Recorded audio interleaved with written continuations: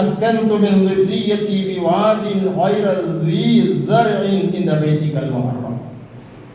ഒരു കൃഷിയിടവുമില്ലാത്ത, ഒരു കൃഷിയുമില്ലാത്ത ഈ ഒരു ചെരുവില്, മലഞ്ചെരുവില് നിന്റെ വീട്ടിൻ്റെ അടുക്കൽ ഞാനിതാ ഇവരെ പാർപ്പിക്കുന്നു എന്ന് പറഞ്ഞുകൊണ്ടാണ് ഇബ്രാഹിം നബി അലൈഹിസ്സലാം അള്ളാഹുവിനെ ഏൽപ്പിച്ചുകൊണ്ട് അവിടുന്ന് തിരിച്ചു പോന്നത്.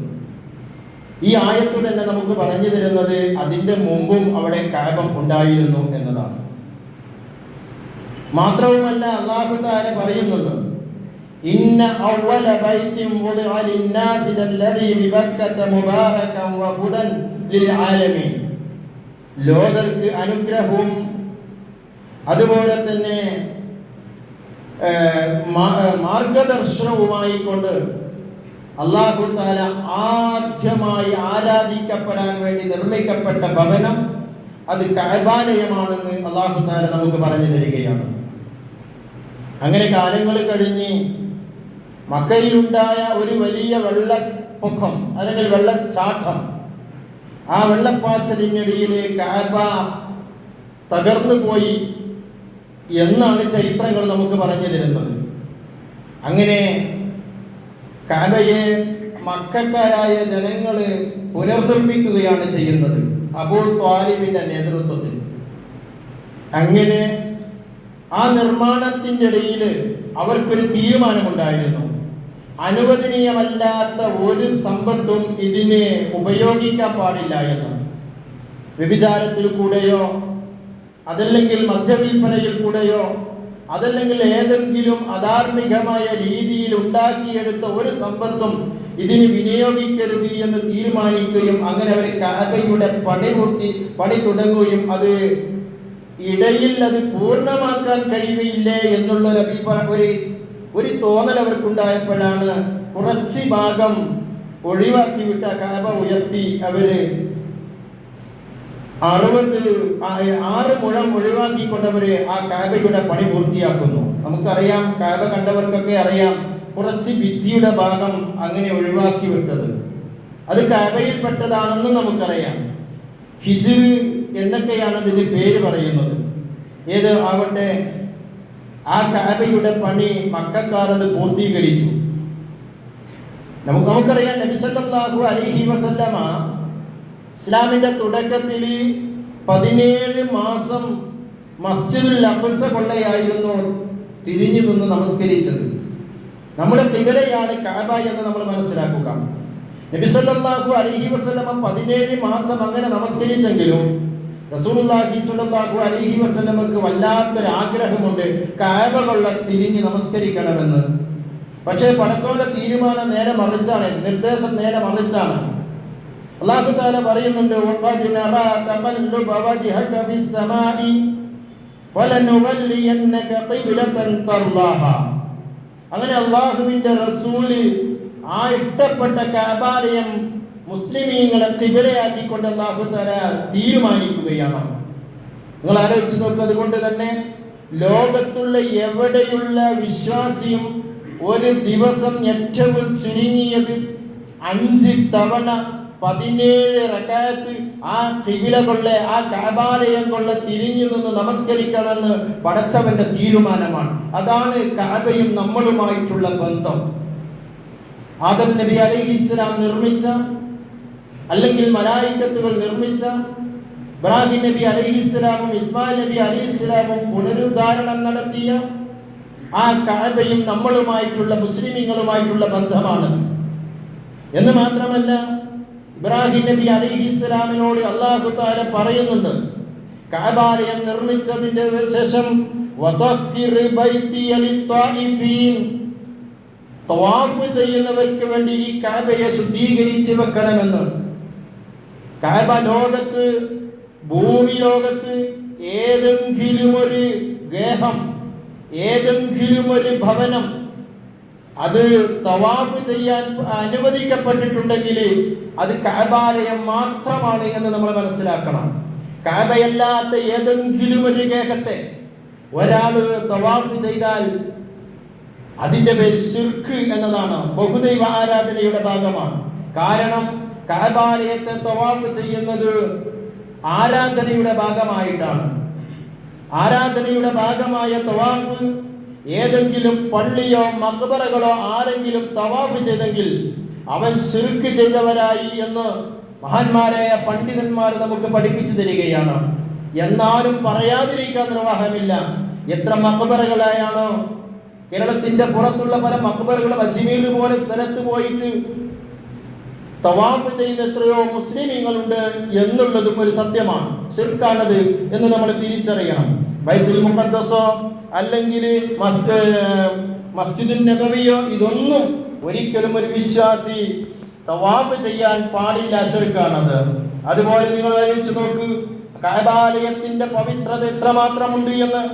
മസ്ജിദുൽ ഹറമിൽ വെച്ചിട്ട് അതാ കഅബയ്ക്കുള്ള ചുറ്റുമുള്ള ആ പള്ളിയിൽ വെച്ചിട്ട്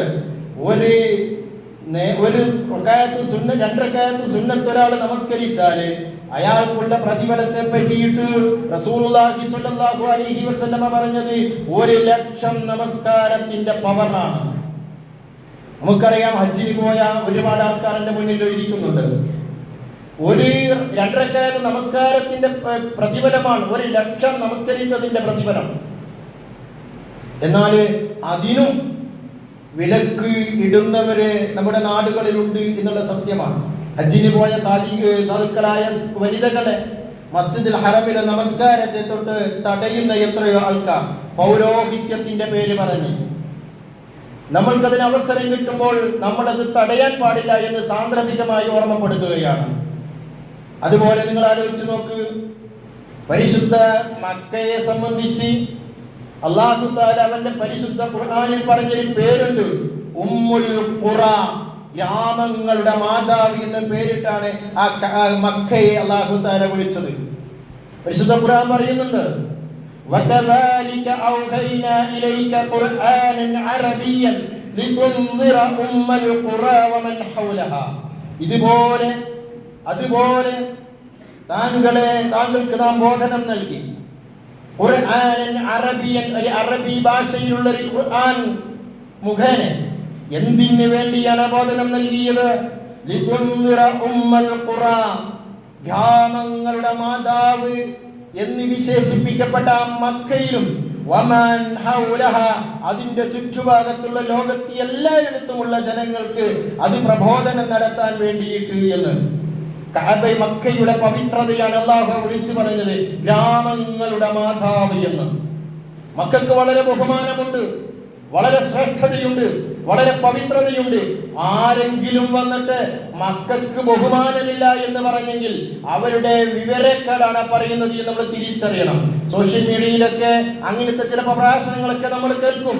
ഞാൻ അങ്ങോട്ടില്ല, അത് ഇങ്ങോട്ട് വരട്ടെ എന്നൊക്കെ പറയുന്ന ആ മക്കയെ ധിക്കരിക്കുന്ന ചില ആൾക്കാർ വിവരക്കേടുകൾ മാത്രമാണ് പറയുന്നത്.